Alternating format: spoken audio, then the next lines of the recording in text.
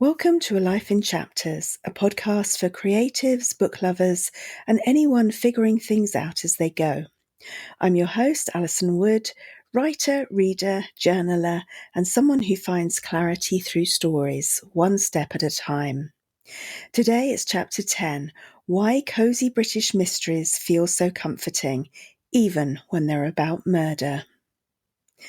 So have you ever stopped to wonder why some stories, especially murder mysteries, make us feel so safe? It seems strange, doesn't it? A genre built around crime, even death, is somehow one of the most comforting categories on the bookshelf. But that's exactly what I want to talk about today. In this episode, we're diving into the world of cosy British detective fiction. Not just why I love it, but why so many of us turn to it when life feels overwhelming, uncertain, or just a bit too loud. Now, this one's part book chat, part personal reflection, and part invitation to explore what your comfort genre might be, because I think that matters more than we give it credit for. So why do these detective fiction murder mystery stories feel like home? So recently on the blog, I shared a post called British Detective Book Series I've Been Loving, and you'll find it at alifeinchapters.com. It's a gentle celebration of stories that feel safe, familiar, and just plain enjoyable. Some are new discoveries, some feel like old friends, but all of them have one thing in common. They give me a feeling of calm, even while dealing with murder. So let's talk through a few of them first, because each one adds something different to this comforting vibe. And if, like me, you love murder mysteries, you might find one here that you will enjoy for the first time. You might have read them all. So the first one is the Magpie Murders series by Anthony Horowitz. And this series is pure joy for anyone who loves layered storytelling. In Magpie Murders, you're reading a classic whodunit manuscript while also following a modern-day editor trying to solve a mystery of her own. The story flips between past and present, fiction and reality, and still somehow feels cohesive and comforting. The sequel, Moonflower Murders, builds on that same clever structure. It's thoughtful, sharp, and nostalgic without being dated. What I love most is how Horowitz respects the reader. He doesn't rush, he doesn't over-explain. He trusts you to follow along, to spot the clues, to feel smart but still surprised. The third in the series, Marble Hall Murders, has very recently come out, and I can't wait to dive into that. The first two have also been made into BBC series, and they are just as good as the books. And if you haven't checked them out yet, they're definitely worth a look.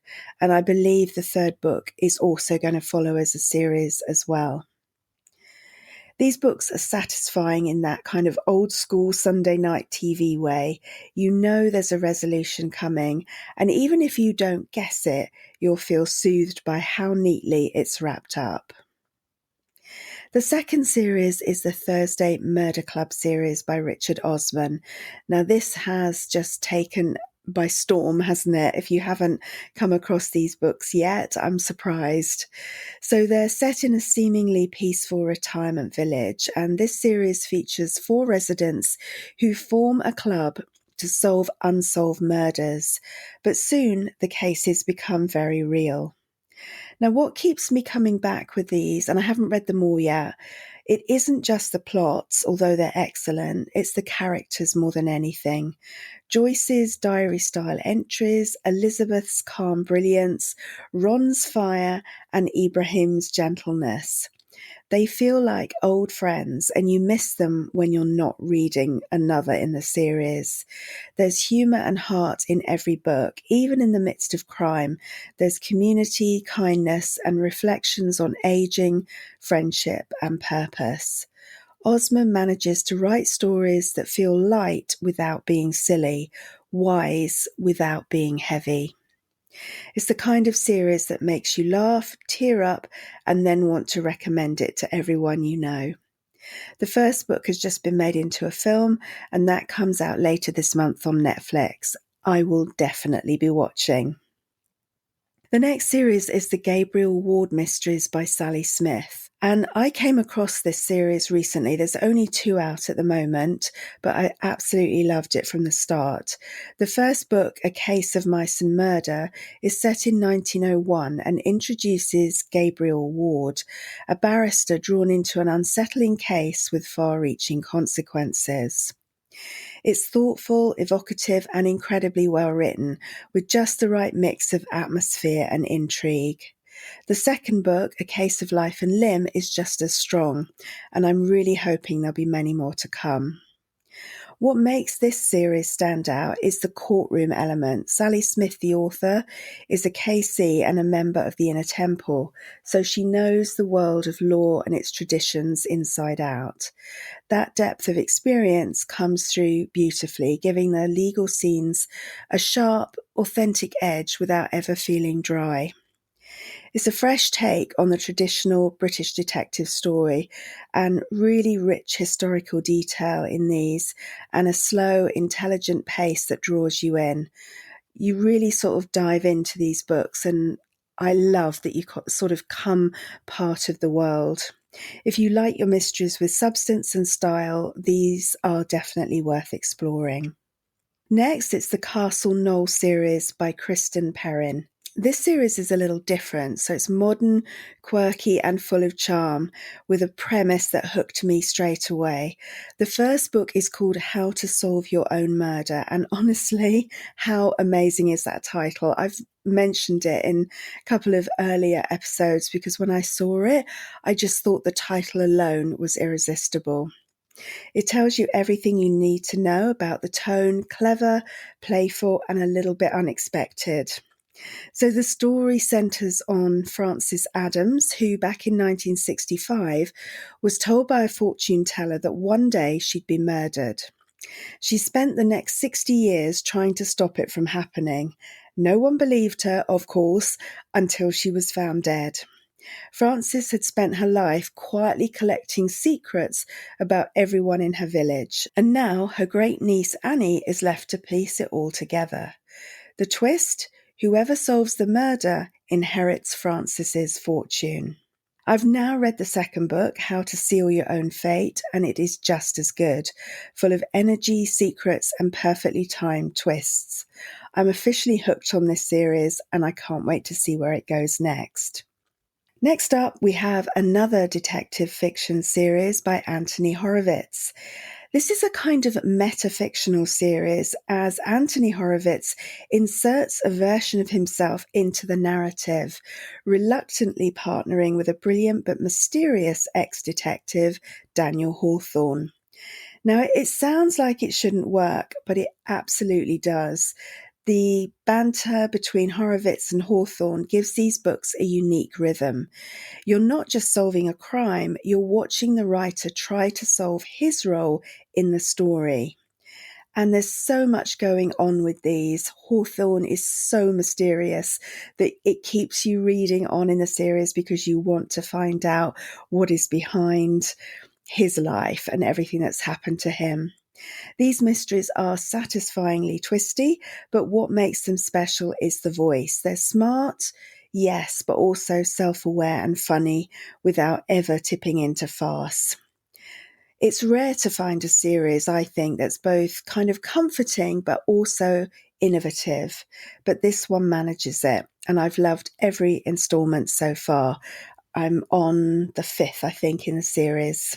So maybe you found something interesting there in one of those, and I'd love to hear if one of those kind of piqued your curiosity to check them out. And I suppose a little bit of backstory as to why I love detective fiction. In chapter 4, Why Books Can Be a Time Machine, I talked about my mum and how she was the one who introduced me to this genre. Obviously, Agatha Christie was her go-to, although she loved loads of different detective fiction. But she loved Miss Marple's gentle sharpness, Poirot's calm logic, and she'd always figure out the twist before I did.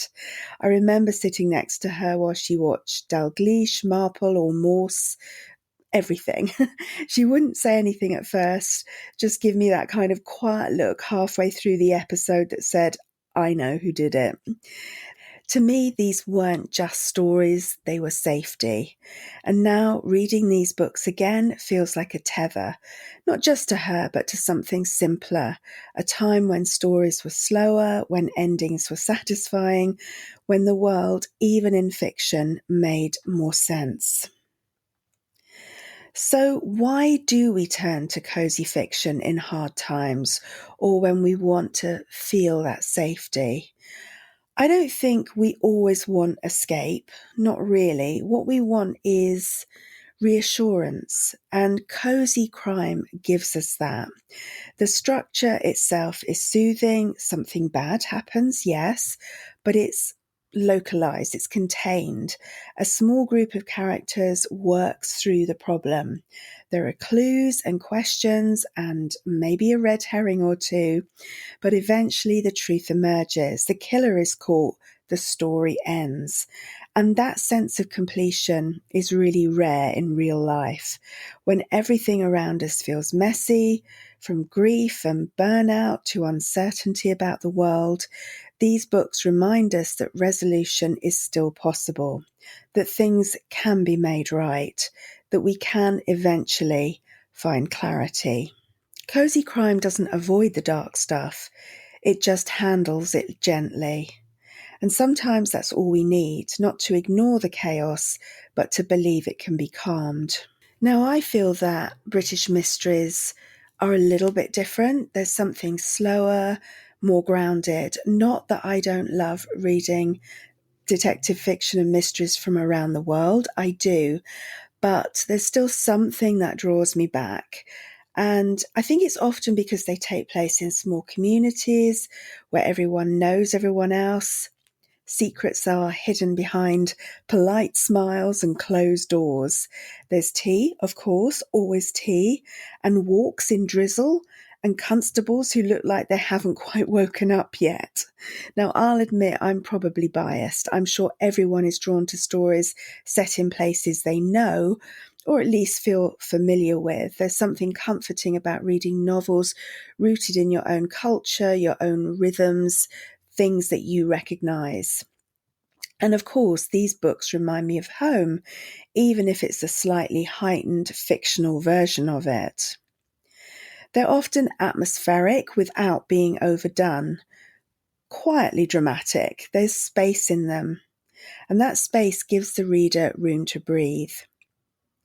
British mysteries don't necessarily shout, they unfold, and that unhurried quality makes them perfect for relaxing slow mornings or long evenings when you just want to feel gently absorbed in something else, something outside your own reality. So here's your gentle nudge, your invitation to notice the patterns in your reading life. What do you reach for when you're tired, when you're just sad, maybe, when everything feels a bit too loud? It might be mysteries like me, or it might be something else entirely. It could be romantic comedies, childhood favourites, spiritual memoirs, books you've read a dozen times that feel like coming home to safety. Whatever it is, it's worth paying attention to, because your comfort genre isn't just about taste, it's about need, it's about the stories that fill in the emotional gaps, the ones that speak when you don't quite have the words. And if you feel like journaling on this at all, try this question. When I feel off center, the books I return to are, and see what follows.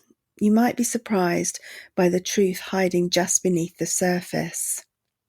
There's power in noticing what soothes you and in letting yourself have more of it.